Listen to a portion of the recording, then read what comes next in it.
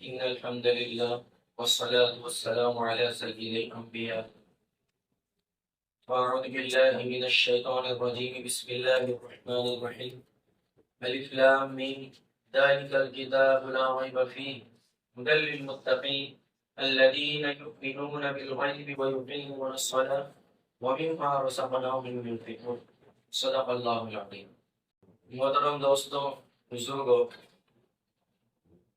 اللہ تبارک و تعالیٰ کا بہت ہی بڑا احسان ہے کہ اللہ تعالیٰ نے ہمیں مسلمان بنائے، ایمان والا بنائے. یہ جو جملہ کہا جاتا ہے کہ ایمان والا بنائے اللہ کا بہت بڑا احسان ہے، اس کی قیمت آپ ان لوگوں سے پوچھیے جو ابھی ابھی اسلام میں داخل ہوئے، غیروں سے نہیں. غیروں کو تو پتہ ہی نہیں اسلام کیا ہے. جو ابھی نیو مسلم ہے، ابھی ابھی مسلمان ہوئے، ان سے آپ جا کر کے پوچھیے کہ بھائی اسلام آپ کو کیسا لگا، تو بلا کسی اختیار کے وہ رو پڑیں گے. کیونکہ ایک مرتبہ ایک مولانا بیان کر رہے تھے کہ ہم ایک گاؤں میں جب اسلام کی دعوت لے کر کے پہنچے اور جب ہم نے ان کو اسلام سمجھایا، سب غیر مسلم تھے. کوئی عیسائی تھا، کوئی غیر مسلم تھا، کوئی بت پرست تھا، کوئی آنکھ کی پوجا کرتا تھا. جب ہم نے ان کو اسلام سمجھایا تو وہ ہمارا ہاتھ پکڑ پکڑ کے رونے لگ گئے اور کہنے لگے کہ ابھی تک آپ لوگ کہاں تھے، ہم کب سے پیاسے تھے، ہمیں ایسا دین چاہیے تھا. اب ہمیں سمجھ میں آیا کہ زندگی گزارنے کا کیا طریقہ ہے. اب یہ لوگ جو اسلام میں داخل ہوتے ہیں، اگر آپ ان کو کہو کہ ہم آپ کو کروڑوں روپے دیں گے آپ اسلام چھوڑ دیں، تو وہ کہیں گے کہ تلوار سے گردن الگ کر دو لیکن اسلام نہیں چھوڑیں. کیونکہ اصل قیمت ان کو پتا، ہمیں تو پکا پکایا مل گیا نا ماں کی گود میں. تو اس لیے جملہ جو کہا جاتا ہے تو اس کو سمجھے. آپ کو تقریباً سارے علماء اپنے بیان سے پہلے یہ جملہ کہتے ہوئے سنا دیں گے، آپ کو کہیں گے کہ اللہ کا احسان ہے کہ اللہ نے ہمیں بہت بڑی دولت عطا فرمائی. تو یہ دولت ہے، اس کو اس طرح سمجھیں. کیونکہ دولت آج کل لوگ صرف نوٹوں کو دولت سمجھتے ہیں، اسلام بہت بڑی دولت ہے. اب اسلام ہمیں عطا فرما دیا، ہمیں مسلمان بنا دیا، تو اب ہماری ذمہ داری بنتی ہے کہ ہم اس ایمان کو بچا کر کے اللہ تبارک و تعالیٰ تک پہنچے. اس ایمان کی حفاظت کرنا ہماری ذمہ داری. اچھا، صرف مسلمان بنا دیا اور ذمہ داری تھوپ دی جب ایمان کو آپ کو بچانا ہے؟ نہیں، ایمان کو بچانے کے طریقے بھی اللہ نے ہمیں سکھائے. کس طرح آپ اپنے ایمان کو بچاؤ گے؟ تو آپ کو ایمان کو بچانے کے بہت سارے طریقے ہیں. ویسے تو سب سے بڑا طریقہ تھا ہم سب کے آقا محمد رسول اللہ صلی اللہ علیہ وسلم. انہوں نے صحابہ کو بتلایا بھائی ایمان کو یہ طریقے سے بچایا جا سکتا ہے. ہمارے نبی دنیا سے چلے گئے، اس کے بعد صحابہ کی جماعت، تابعین کی جماعت، تابع تابعین کی جماعت، اولیاء کرام کی جماعت، ائمہ کرام کی جماعت. سارے زمانے میں ایمان کو بچانے کے جو طریقے ہیں وہ بتلانے والے لوگ ملیں گے. اس زمانے میں آپ کے علماء کرام ہیں، آپ کے مسجد کے امام ہیں، اور ہم جیسے لوگ جو آپ کی ملاقات کے لیے آ رہے ہیں. آپ ان سے ایمان کو بچانے کے طریقے سیکھ سکتے ہیں. اور یہ بھی جو بتائیں گے تو اپنی جیب سے نکال کر نہیں بتلائیں گے. میں جو بھی طریقے آپ کو بتلاؤں گا تو میں اپنا بنا بنایا طریقہ نہیں بتلاؤں گا، کیونکہ میں علماء کہا گیا نا، اور علماء تو انبیاء کے وارث ہیں. اور وارث انبیاء کے جو وارث ہوتے ہیں وہ درہم و دینار کے وارث نہیں ہوتے، نوٹوں کے وارث نہیں ہیں، دین کے وارث ہیں. جو نبی کریم صلی اللہ علیہ وسلم نے دین صحابہ اور جو بھی صحابہ اور ائمہ کرام کے ذریعے ہم تک پہنچا، وہ دین آپ تک پہنچانا یہ علماء کی ذمہ داری. اور ہم جو آپ کو بتلائیں گے وہ قرآن و حدیث کی روشنی میں دین آپ کو سمجھائیں گے انشاءاللہ. یہی ہماری کوشش ہوگی. تو دین کو بچانے کا سب سے بہترین طریقہ قرآن اور حدیث. اچھا، یہ بات بھی جو میں کہہ رہا ہوں یہ اپنی جیب سے نکال کر نہیں کہہ رہا ہوں، خود اللہ کے نبی علیہ السلام نے فرمایا کہ ترکت فیکم شیئین لن تضلوا ان تمسکتم بہما. اللہ کے نبی علیہ السلام نے ارشاد فرمایا کہ میں دو چیزیں تم لوگوں کے درمیان میں چھوڑ کر جا رہا ہوں. مسلمانوں، دو چیزیں تم لوگوں کے درمیان میں چھوڑ کر جا رہا ہوں. یعنی میرے نہ ہونے کا غم نہ کرنا، دو چیزیں چھوڑ کر جا، میرا وطن موجود ہے۔ جب تک وہ دو چیزیں آپ مضبوطی سے تھامے رہو گے کبھی گمراہ نہیں ہوگے، لن تضلوا، کبھی گمراہ نہیں ہوگے۔ لن، یہ لام نون زبر لن، عربی میں جب آپ اس کا ترجمہ پڑھو گے نا تو تاکید اور مضبوطی پیدا کرنے کے لیے یاد ہے، کبھی گمراہ نہیں ہوگے، کبھی ذرہ بھی گمراہ نہیں ہوگے، بالکل گمراہ نہیں ہوگے جب تک آپ ان دو چیزوں کو پکڑے رہو گے۔ کون سی دو چیزیں؟ وہ بھی اللہ کے نبی نے آگے ارشاد فرمایا، کتاب اللہ، کیا بھائی؟ قرآن کریم، اللہ کی کتاب یعنی قرآن کریم، وہ سنتی، اور میری سنت، دو چیزیں، اللہ کی کتاب اور نبی کی سنت۔ نبی کی سنت میں دونوں چیزیں آ گئی۔ نبی کی سنت میں آپ کے ذریعے کہی گئی ساری بات اور آپ کے ذریعے کیے گئے سارے اعمال، سنت میں دونوں چیزیں آتی ہیں۔ تو نبی علیہ السلام نے کیا فرمایا ہمیں یہ بھی دیکھنا ہے، اور نبی علیہ السلام نے کیا کیا یہ بھی ہمیں دیکھنا ہے۔ تو یہ دو چیزوں کو پکڑے رہو گے تو مسلمانوں کبھی گمراہ نہیں ہوگے۔ کون کہہ رہا ہے بھائی؟ اللہ کے نبی فرما رہے ہیں۔ آج کا مسلمان انہی دونوں چیزوں سے کوسوں دور ہے۔ دنیا کا سارا نالج ہے، قرآن سے ذرہ برابر بھی لگا ہوا ہے۔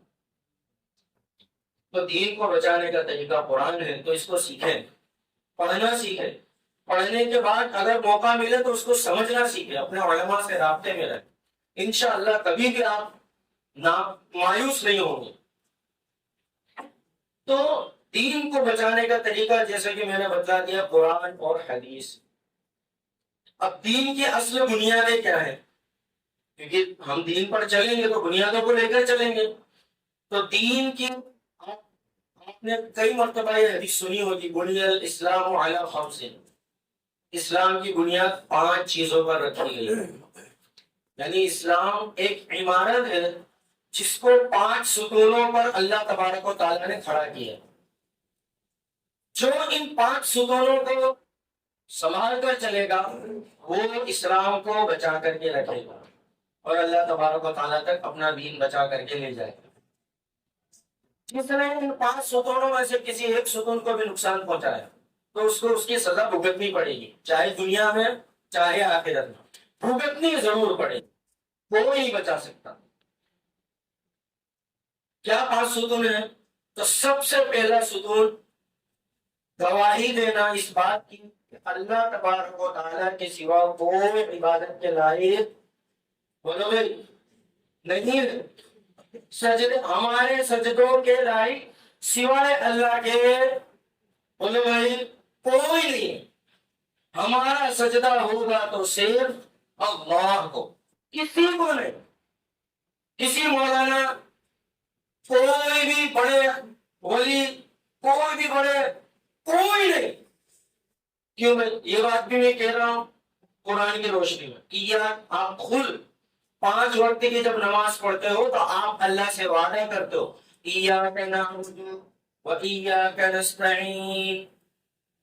کون سی سورت کیا ہے بتلانا پڑے گا، سب کو معلوم ہے، شاید چھوٹا سا بچہ بھی جانتا ہو کہ اللہ ہم صرف تیری عبادت کرتے ہیں، ایاک نعبد، صرف اور صرف تیری عبادت کرتے ہیں، اس کا ترجمہ ہے وَإِيَّاكَ نَسْتَعِينُ، اور صرف تجھ سے ہی مدد مانگتے ہیں، کسی سے نہیں، اپنے باپ سے نہیں، اپنی ماں سے نہیں، اپنے بھائیوں سے، اپنے دوستوں سے نہیں، اپنے مسجد کے امام صاحب سے، مؤذن صاحب سے نہیں، تراویح پڑھانے والے حافظ صاحب سے نہیں، جمعہ میں بیان کرنے والے مولانا سے نہیں، صرف اور صرف کس سے بھائی؟ تجھ سے۔ اس کی ایک چھوٹی سی مثال میں دے دو آپ کو، صحابہ کی زندگی ایاک نعبد و ایاک نستعین پر آپ کا عمل دیکھیے صحابہ کرام کا، کہ اگر آپ گھوڑے پر یا اونٹ پر سوار ہوتے تھے صحابہ کرام تو آپ کا اگر جوتا گر جاتا، کسی بھی صحابی کا جوتا پیر سے گر جاتا تو آپ کسی کو نہیں کہتے بھائی ذرا دے دو نا جوتا ذرا میرا، آپ ہم گاڑی چلاتے ہیں ہمارا جوتا چھوٹ جاتا ہے تو آس پاس چلنے والے انسان سب کے بھائی ذرا جوتا دے دو۔ صحابہ اس کو بھی ایاک و ایاک نعبد کے خلاف سمجھتے تھے کہ میرے کسی سے مدد بھی لے لے، میں کون ہوتا ہوں کسی سے مدد کو؟ تو کون ہوتا ہے میری مدد کرنے والا؟ میری مدد کو اللہ کافی ہے. وہ جوتا اگر گرتا تو آپ سواری سے اترتے، جوتا خود پہنتے، پھر سواری پر چڑھتے اور کہتے الحمدللہ تو نے میری مدد کیا، تیرا شکر. اتنی مضبوط کے ساتھ ہمارا عمل کہاں ہم خود جانتے. تو خیر کہ عبادت کے لائق اس چیز کی گواہی دینا کہ عبادت کے لائق تو صرف اللہ ہے اور محمد صلی اللہ علیہ وسلم وہ اللہ کے بندے اور اس کے رسول ہیں. پہلا ستون، سب سے مین ستون. اگر آپ ان دو چیزوں کو نہیں مانتے ہو یا ان دونوں چیزوں میں سے کسی ایک کو بھی نہیں مانتے ہو تو آپ مسلمان ہو ہی. آپ کہیں میں نبی کو مانتا ہوں، اللہ کا مجھے معلوم نہیں، آپ مسلمان نہیں. آپ یہ تو میں اللہ کو تو مانتا ہوں پر نبی تو کیا ہے کہ حضرت علی کا حق تھا نبی بننے کا، پر محمد نعوذ باللہ نبی بن گئے. نعوذ باللہ نعوذ باللہ. آپ مسلمان نہیں. دونوں چیزیں آپ کو دل اور دماغ سے عقل کے ساتھ تسلیم کرنی پڑے گی تبھی آپ مسلمان. تو یہ ہو گیا پہلا ستون. دوسرا ستون الصلاۃ، نماز. نماز نماز میرے نبی کی آنکھوں کی ٹھنڈک نماز. قرۃ عینی فی الصلاۃ، میری آنکھوں کی ٹھنڈک نماز میں ہے. اللہ کے نبی نے یعنی گویا جو نماز چھوڑتا ہے وہ میرے نبی کی آنکھوں کو تکلیف پہنچاتا ہے. اور آپ سے میں پوچھتا ہوں، آپ بتائیے نبی کی آنکھوں کو تکلیف پہنچانے والا کبھی اللہ کا پیارا ہو سکتا ہے؟ نہیں ہو سکتا. نبی کو تکلیف پہنچانے والا کبھی اللہ کو پیارا نہیں ہو سکتا. اللہ نے اپنے معاملے میں کہ اگر تم نے عبادت میں کچھ کمی کی تو میں معاف کر دوں گا، اگر تم نے اخلاق میں کچھ کمی کی تو میں معاف کر دوں گا، لیکن اگر میرے نبی کو تکلیف پہنچائی، میرے نبی کو اگر تکلیف پہنچائی، اللہ قرآن کا خلاصہ ہے اگر میرے محبوب کو تکلیف پہنچائی تو تم تو برباد ہوگے، تمہاری نسل برباد کے رکھ دوں گا. اللہ نے فرمایا. کوئی سی ایم پی ایم کی بات نہیں ہے، تو خالق الکائنات کی بات ہے. کوئی ٹکر نہیں لے سکتا اس کی، کوئی نہیں. ایک کن کہا معاملہ ختم. تو نماز دین کا ستون ہے اور اول ستون ہے، کیونکہ الحمدللہ کلمہ تو ہم سب پڑھتے ہیں، اللہ کو ہم سب مانتے ہیں، نبی کریم علیہ الصلوۃ والسلام کو اللہ کا بندہ اور اس کا رسول تو ہم مانتے ہیں کہ نہیں مانتے؟ بھائی مانتے ہیں نا. مسلمان سے کس اعتبار سے ایک ستون کو تو ہم نے قائم کر لیا. دوسرا ستون یہاں پر اکثر لوگ کمزوری کر رہے ہیں، کمزور ہو جاتے ہیں. نماز. تو نماز دین کا ایک اہم ترین ستون ہے. حتیٰ کہ نماز کو تشریح دی گئی دین کے اندر یوں کہہ کر کے کہ نماز دین میں ایسی ہے جیسے انسان کے بدن میں اس کا سر، یہ اتنا حصہ. یہ کتنا اہم ہے آپ کسی اندھے سے جا کر پوچھیے. یہ کتنا اہم ہے آپ کسی گونگے سے جا کر پوچھیے. یہ کتنا اہم ہے آپ کسی بہرے سے جا کر پوچھیے. یہ کتنا اہم ہے اس سے پوچھیے کہ جس کی آنکھیں نہیں ہیں یا آنکھیں ہیں مگر آنکھوں پر وائپر نہیں لگایا اللہ نے. گاڑیوں میں وائپر ہوتا ہے نا، یا آپ پہلے جھپکتے ہو، یہ بھی وائپر سسٹم ہے. اس سے جا کر پوچھیے آنکھوں کی کیا قدر ہوتی. دانت نہیں ہے اس سے پوچھیے دانتوں کی کیا قدر ہے، اتنے حصے کی کیا قدر. زبان نہیں ہے اس سے پوچھیے، یا زبان ہے، زبان کے اندر سینسر اللہ نے ختم کر دیے. جو سینسر ہمیں بتاتے ہیں نا یہ تیکھا ہے، یہ کڑوا ہے، یہ میٹھا ہے، یہ حلوہ ہے، یہ زہر ہے. جو زبان تو ہے مگر سینسر نہیں ہے. آپ کچھ بھی کھا لو کچھ پتا نہیں. ہمارے رشتے دار میں ہماری کزن سسٹر ہے، ان کی سانس زبان تو تھی مگر آپ ان کو 1 کلو مرچ کھلا دو وہ کہتے تھے کہ مجھے تو کچھ پتا ہی نہیں چلا میں نے کیا کھایا. اتنی بڑی نعمت ہے اللہ کی. اور اب ایسی تو کئی نہیں. اچھا دماغ تو بھولے، دماغ اصل چیز تو دماغ ہے. یعنی آپ ان سے جا کر پوچھئے کہ جس کے پاس اتنے حصے میں سے کوئی ایک حصہ نہیں ہے، ان سے جا کر پوچھئے اس کی کیا قیمت ہے. اسی طرح نماز ہے. اگر آپ نماز پڑھتے ہیں تو آپ اپنے دین کو سر کے ساتھ باقی رکھتے ہیں. جہاں آپ نے نماز چھوڑی آپ نے اپنے ہی دین کا سر اڑا دیا،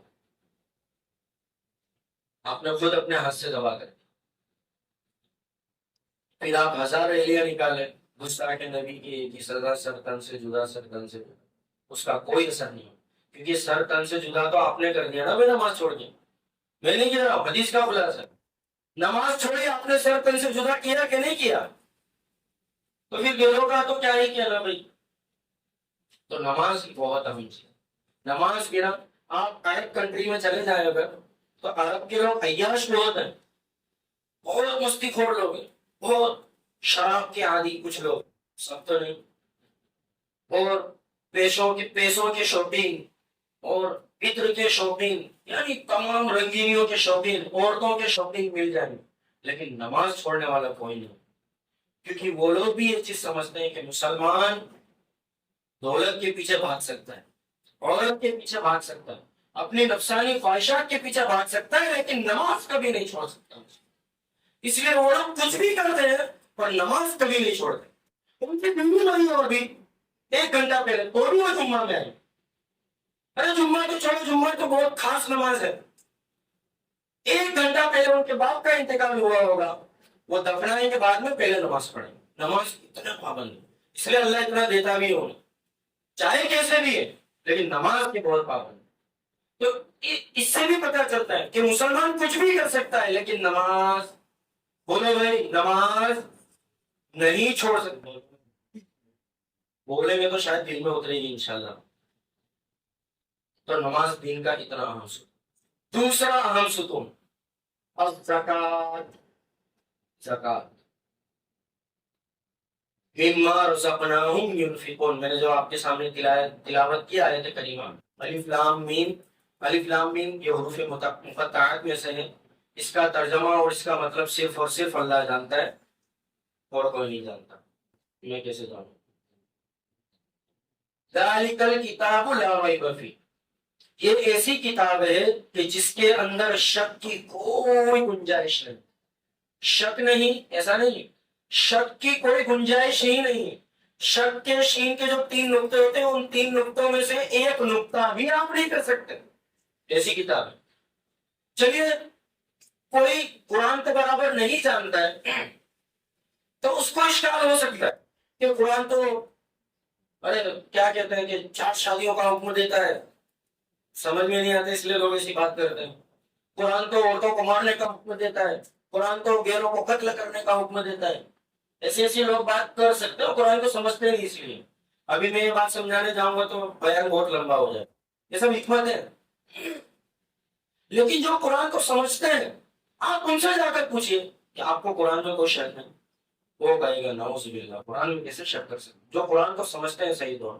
ایک سونار ہے، سونے کا اس کو خوب علم ہے، آپ اس کے سامنے لا کر کے ایک ڈھیلا رکھو گے اور کہو گے کہ یہ سونا ہے، تو سونے کا ماہر ہے، وہ یوں کر کے کچھ انگلیاں گھمائے گا اور کہے گا کہ جی تمہاری بات صحیح ہے، اصل سونا ہے، 24 کیرٹ ہے یا 22 کیرٹ ہے، وہ بتا دے گا، کیونکہ ماہر ہے نا. وہ ڈاکٹر جو نبض کے ماہر ہوتے ہیں، وہ یہیں پر ہاتھ رکھتے ہوئے بتا دیتے ہیں آپ کو پیٹ کی تکلیف ہے. ہاں ایسے ڈاکٹر بھی ہوتے ہیں جو بس یوں پکڑتے ہیں، وہ نسوں کے دھبدبات کو دیکھتے ہیں اور بتا دیتے ہیں کہ آپ کو یہ تکلیف ہے. اتنے ماہر ڈاکٹرز بھی ہوتے ہیں. تو قرآن کا جو ماہر ہوگا آپ اس سے جا کر کے، اگر یہ انسان جو ماہر ہے وہ سونے کے بارے میں کہے کہ یہ سونے میں کچھ ملاوٹ لگ رہی، تو آپ مانو گے؟ آپ مان ہی لو گے. تو ایسا انسان جو قرآن کو سمجھتا، آپ اس کے پاس جائیں اور کہیں کہ آپ کو قرآن میں کوئی انگلی رکھنے کی جگہ ملی، تو وہ کہے گا نہیں.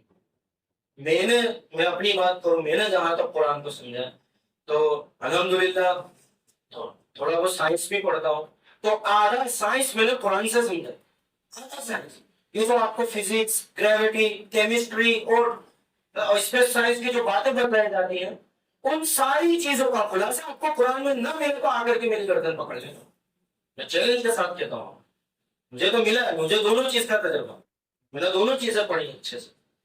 آپ گریویٹی کا تذکرہ آپ کو قرآن میں ملے گا، کیمسٹری، کیمیکل کا تذکرہ آپ کو قرآن میں ملے گا، کیمیکل اس زمانے میں تھے، آپ کو ملے گا. ایک مثال دے دو صرف، میں ایک مثال کہ لوگوں کو اشکال ہوا جب ان لوگوں نے، رائٹ برادرز نے جب ہوائی جہاز بنا لیا نا. ہوائی جہاز کس نے بنایا تھا بھائی؟ Right brothers. ویسے تو خلافت عثمانیہ کے سائنسدان نے بنایا، لیکن لوگوں نے چوری کر لیا ان لوگوں نے اور اپنے نام کر لیا ہمیں تو یہ بھی معلوم نہیں کہ ہمارے سائنسدان سے، لیکن ہے کیونکہ گوگل پہ سرچ کرو گے تو یہ لکھا ہے نہیں بھائی، ہاں رائٹ بولتا ہوں۔ تو ان لوگوں کو اشکال ہوا کہ قرآن میں تو ہر چیز ہے، تو بتاؤ ایروپلین کا تذکرہ ہے، چلو ایروپلین چھوڑو، اسپیس شٹل کا تذکرہ ہے، یا پھر جو ہمارے طرح طرح کے ہم نے سیٹلائٹس بھیجے، وویجر 1 وویجر 2 چندریان 1 چندریان 2 چندریان 3، اس کا تذکرہ قرآن میں ہے؟ تو وہ پوچھیں گے آپ کیا کہو گے؟ کیونکہ قرآن خود دعویٰ کرتا ہے کہ قرآن میں ہر چیز کا جواب ہے، قرآن کا دعویٰ، اللہ کا دعویٰ، رسول اللہ کا دعویٰ ہے، آپ کیا جواب دو گے؟ تو قرآن کا جس کے پاس صحیح علم ہوگا وہ کہے گا کہ ہاں اس چیز کا تذکرہ ہے قرآن، کہاں ہے؟ تو کہاں ہے؟ واللہ یعلم ما ترکبون، قرآن کی ایک آیت کا میں نے ٹکڑا آگے کا یاد نہیں ہے مجھے اتنا ٹکڑا، واللہ یعلم ما ترکبون، جن چیزوں کی آپ سواری کر چکے ہو وہ تو اللہ جانتا ہی جانتا ہے۔ ترکبون یہ پریزنٹ اور فیوچر کے لیے آتا ہے، یہ ورب ترکبون، اللہ ان ساری سواریوں کو بھی جانتا ہے جس کی آپ سواری ابھی کر رہے ہو یا فیوچر میں کرو گے، اللہ جانتا ہے ہر چیز کا جواب۔ یہ تو میں نے ایک مثال دی۔ تو پھر قرآن ہدایت کا بہت بڑا ذریعہ، آگے آئے ہدی للمتقین، متقین کے لیے ہدایت ہے، رہنمائی، یعنی جو متقین اللہ سے ڈرنے والے لوگ ہیں۔ متقین کون ہے؟ اللہ نے خود آگے فرمایا کون ہے متقین؟ الذین یؤمنون بالغیب، جو غیب پر ایمان رکھتے ہیں، ویقیمون الصلاۃ، جو نماز قائم کرتے ہیں، ویؤتون ومما رزقناہم ینفقون، اور اللہ تبارک و تعالیٰ نے ان کو جو کچھ بھی مال عطا کیا اس میں سے وہ اللہ کی راہ میں خرچ کرتے ہیں۔ اور آگے بھی ہے والذین یؤمنون بما انزل الیک من ربک، اللہ نے جو کچھ بھی قرآن سے پہلے نازل کیا اس پر بھی ایمان رکھتے ہیں، اور جو آپ پر نازل کیا اس پر بھی ایمان رکھتے ہیں، یعنی قرآن پر۔ یہ ہے متقین۔ تو الحمدللہ قرآن پر ہمارا ایمان ہے، تورات زبور انجیل پر بھی ہمارا ایمان ہے، تو یہاں تک تو متقین ہم ہوں گے۔ جو صاحب نصاب ہے وہ زکوٰۃ اور قربانی ادا کرتے ہیں، تو یہاں تک بھی آپ متقین اہل تقوی میں شمار ہو گئے۔ یؤمنون بالغیب، غیب پر بھی ایمان ہے، الحمدللہ ہم نے اللہ کو دیکھا، کسی نے دیکھا بھی اللہ کو، لیکن مانتا ہے الحمدللہ، دل سے مانتا اللہ ہے نا۔ قرآن کو اترتے ہوئے ہم نے دیکھا نہیں دیکھا، پر ہم قرآن کو حق مانتے ہیں، تو ایک غیب پر بھی ایمان ہے۔ ایک چیز کھانے ہے جو ہم کو تقوی سے تھوڑی دور کرتی ہے، وہ یقیمون الصلاۃ، نماز کو قائم کرو۔ اب آپ خود اپنے اندر غور کریں کہ ہم نماز کے کتنے پابند ہیں۔ تو خیر، اور تیسرا ستون جو میں نے بتایا زکوٰۃ، تو زکوٰۃ بھی دین کا اہم ستون ہے۔ تو اگر کلمے کی بات، کلمہ تو ہم پڑھتے ہی ہیں، تو اس کو نہ شمار کرے تو دوسرے نمبر پر زکوٰۃ ہے، نماز کے بعد زکوٰۃ۔ قرآن میں تقریباً 82 جگہوں پر 82 ٹائمز اللہ تبارک و تعالیٰ نے جہاں جہاں نماز کا تذکرہ کیا وہاں پر زکوٰۃ کا بھی تذکرہ کیا۔ یہاں پھر ابھی جو میں نے آیت کریمہ تلاوت کی اس میں خود دیکھیے وَيُقِيمُونَ الصَّلَاةَ وَمِمَّا رَزَقْنَاهُمْ يُنْفِقُونَ، تو زکوٰۃ کا تذکرہ یہاں۔ تو دیکھو اللہ کی راہ میں خرچ کرنے کے بہت سے طریقے ہیں، فطرہ ہے، للہ ہے، اِیصال ثواب کی نیت کے لیے ہم جو خرچ کریں وہ ہے، کسی کو ہدیہ دے ہوئے، ہم امام صاحب کو ہدیہ دے ہوئے، تراویح پڑھانے والے حافظ صاحب کو ہدیہ دے ہوئے، یہ بھی اللہ کی راہ میں خرچ کرنا ہے، دیا کرے، اللہ تعالیٰ آپ کو دے گا۔ اور سب سے بڑا ذریعہ اللہ کی راہ میں خرچ کرنے کا سب سے اہم طریقہ زکوٰۃ۔ تو زکوٰۃ جو ہے وہ فرض ہے، کس پر فرض ہے؟ ہر مسلمان پر جو عاقل ہو، عقل مند ہو، پاگل پر زکوٰۃ فرض نہیں ہے۔ جو بالغ ہو، نابالغ پر زکوٰۃ فرض نہیں ہے۔ مسلمان ہو، کافر پر زکوٰۃ فرض نہیں ہے۔ زکوٰۃ کی فرضیت کا، یعنی اس کو معلوم ہو کہ زکوٰۃ فرض ہے، اس پر بھی زکوٰۃ فرض ہے، نہ معلوم ہو تو بات الگ ہے۔ اور شاید ایسا کوئی شخص، ایسا کوئی مسلمان نہیں ہوگا کہ جس کو نہ معلوم ہو کہ زکوٰۃ فرض ہے کہ نہیں۔ آپ میں سے کوئی ایسا ہے جس کو ابھی تک نہ معلوم کہ زکوٰۃ فرض ہے؟ تو زکوٰۃ کی فرضیت کا علم ہونا یہ، اور آزاد ہو، غلام نہ ہو۔ خیر اس زمانے میں تو غلام کا کوئی تصور نہیں ہے، غلاموں کے زمانے میں، ہمارے نبی کے زمانے میں اور صحابہ کے زمانے میں، تابعین کے زمانے میں غلام کا دور رہا ہے، تو غلاموں پر بھی زکوٰۃ نہیں ہوتی تھی، آزاد پر زکوٰۃ ہوتی۔ تو ابھی تو الحمدللہ ہم سب آزاد ہیں، اپنا مال خرچ کرنے میں ہم آزاد ہیں کہ نہیں بھائی؟ بلکہ باپ زندہ ہو تب بھی بیٹا آزاد ہوتا ہے، موبائل لانا ہے تو لانا ہے، ابا آپ کچھ بھی کہو میں تو لاؤں گا، ہے نا بھائی؟ تو زکوٰۃ اس پر بھی فرض ہے۔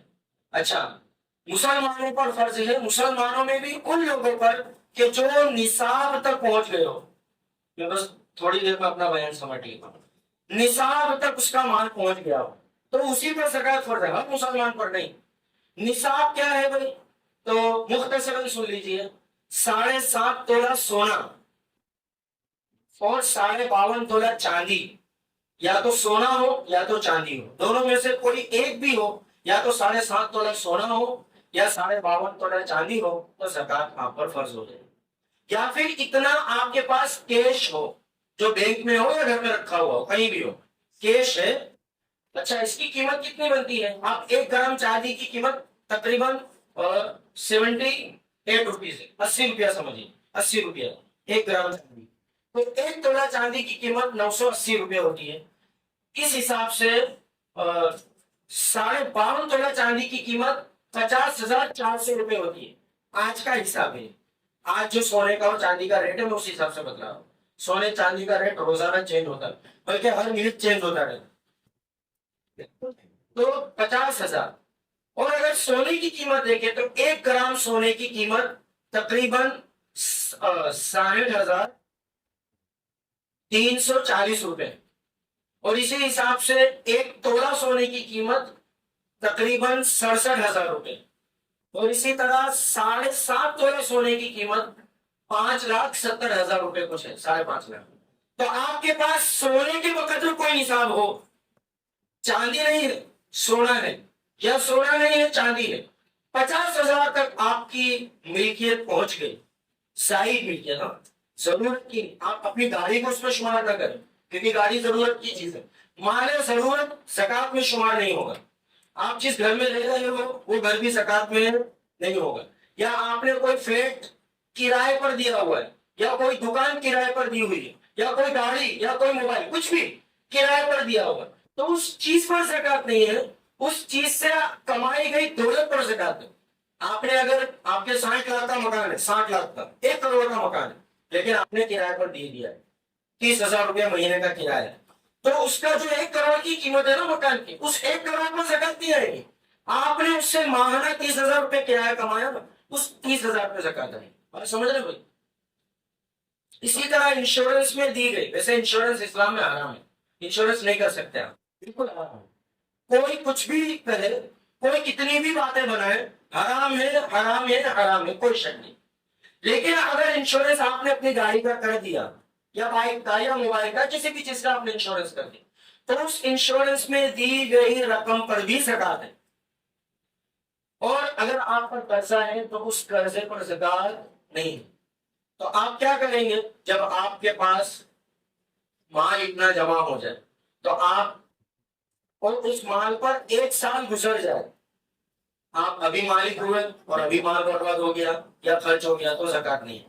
اس مال پر تقریباً 1 سال گزر جائے، تقریباً نہیں 1 سال، تو اس پر زکوٰۃ واجب ہو جائے گی۔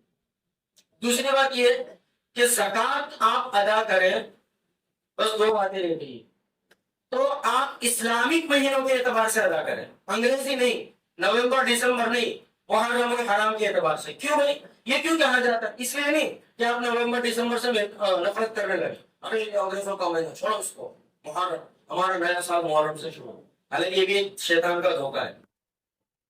لیکن اس حساب سے علماء کہتے ہیں کیونکہ اسلامک مہینے میں صرف 360 دن ہوتے ہیں، اور انگریزی سال میں 365 دن ہوتے ہیں، اور ابھی لیپ ایئر تھا، 29 فروری آئی تھی نا لیپ ایئر، 4 سال میں 1 مرتبہ ہوگی، تو اس حساب سے تو 366 دن ہو گئے تھے اس سال۔ تو اگر آپ انگریزی مہینوں کے حساب سے زکوٰۃ نکالیں گے تو 6 سال پر 1 مہینہ کم ہو بڑھ جائے گا، کیونکہ 5 دن بڑھ جائیں گے نا، 1 سال میں 5 دن بڑھیں گے، تو 6 سال میں 1 مہینہ بڑھے گا، اور تقریباً 70 یا 75 سالوں میں 1 سال بڑھ جائے گا۔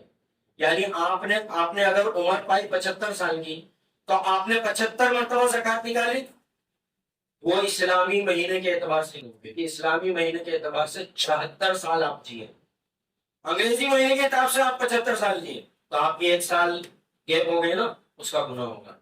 اس کے علماء کہتے ہیں کہ آپ نکالے زکات تو اسلامک مہینوں کے اعتبار سے نکالیں، آپ اپنا دن طے کر لیں کہ اس دن حساب لگا لیں زکات آپ اس کے بعد جب چاہیں ادا کریں، رمضان میں بھی آپ ادا کریں، رمضان میں چونکہ ہر نیکی کا ثواب زیادہ ہوتا ہے تو اس میں ادا کریں۔ اور ایک آخری بات یہ کہ زکات کا مصرف، آپ زکات دے تو دے کس کو؟ میں 1-2 منٹ زیادہ لے رہا ہوں معافی کے ساتھ، آخری بات میں پوری کر دیتا ہوں۔ تو زکات آپ کس کو دیں گے؟ سب سے پہلا حق آپ کے اپنے رشتہ داروں پر، اگر وہ مستحق ہے تو، اگر وہ بھی مالدار ہے تو نہیں، سب سے پہلا حق آپ کے اپنے رشتہ داروں پر، وہاں آپ کو 2 ثواب ملیں گے، صلہ رحمی کا بھی ثواب ملے گا اور زکات ادا ہوگی اس کا بھی ثواب ملے گا۔ آپ نے رشتہ داروں کے ساتھ اچھا برتاؤ کیا اس کا بھی ثواب، زکات ادا کیا اس کا بھی ثواب، 2 ثواب ملے۔ دوسرا جو مصرف ہے آپ اپنے محلے میں دیکھیں، اور ہم جیسے سفیر ہیں جو آتے ہیں چندے کے لیے، میں چندے کے سلسلے میں آیا ہوں تو مولانا نے تھوڑی بات کرنے کی اجازت دی تھی، اللہ ان کا خیر کرے، آپ نے محبت سے سنا، اللہ آپ کا بھی بھلا کرے۔ تو زکات کے مصرف یہ ہیں، رشتہ داروں میں دیں گے۔ اور ایک آخری بات یہ چھوٹی سی کہ زکات دیتے وقت آپ کی نیت ہونا ضروری ہے کہ میں زکات ادا کروں، یوں نہیں کہ میں نے دے دیا بس بات ختم۔ اچھا بولنا ضروری ہے، ایک لوگوں میں غلط فہمی ہے کہ نہیں بولنا پڑتا صدقہ یا ایسا بولنا پڑتا زکات، ایسا کچھ بھی نہیں ہے۔ آپ کو معلوم ہونا چاہیے کہ آپ کیا دے رہے ہو، جس کو دے رہے ہو اس کو پتا نہ ہو تو بھی چلے گا، بلکہ نہ ہو تو بہتر ہے، کیونکہ بھائی زکات لینے میں لوگ تھوڑا مستحق بھی ہوتے ہیں تو بےچارے کتراتے ہیں، اس لیے نہ پتا چلے ان کو اتنی کوشش کرو۔ آپ کو پتا ہے نا، آپ کو پتا ہے تو آپ کے اللہ کو بھی پتا ہے، بات ختم۔ اللہ کو بتانا مقصد ہے کہ مجھے بتانا مقصد ہے یار، جس کو دے رہے اس کو بتانا مقصد ہے، بس اللہ کو بتانا بات ختم۔ آپ کو پتا ہے کہ میں یہ جو 2500 4000 10,000 25,000 لاکھ 2 لاکھ جو نکال رہا ہوں وہ میری زکات ہے، تو آپ کی زکات ادا ہو جائے گی۔ یہ کچھ باتیں تھیں نماز کے متعلق، دین کے متعلق، زکات کے متعلق۔ اللہ تبارک و تعالیٰ سے دل سے دعا ہے کہ اللہ تبارک و تعالیٰ اولا مجھے، ثانیاً آپ سب کو، جہاں تک میری بات پہنچی ہے ان سب لوگوں کو اللہ تبارک و تعالیٰ کہی گئی باتوں پر عمل کرنے کی توفیق عطا فرمائے، آمین یا رب العالمین۔ وآخر دعوانا الحمد للہ رب العالمین۔